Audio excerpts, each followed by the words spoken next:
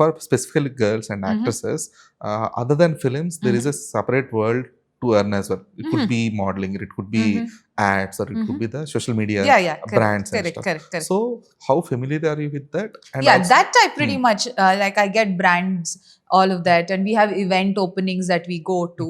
All of that. I think that other mode of income that we usually get, be it social media, because we have hair care, we have skin care, we have makeup, a lot of things that don't go to the guys usually. Like, for example, we even have like menstrual hygiene that comes to us, brands like that, all of that. And like a few, like I, at least when it comes to me, I ask them what it is and how and all of that. Most of the time, because if I'm going to put something across, like even for example, clothing brands like Reliance or Westside, all of these brands, they usually have sales and all of that, and they come to us. So all of these brands, I mean, it's a great source of income, because for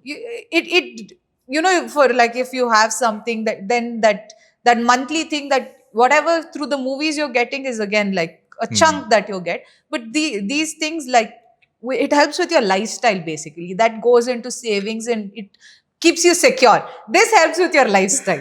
Yes, exactly. Yeah. Okay, so many people doesn't say that.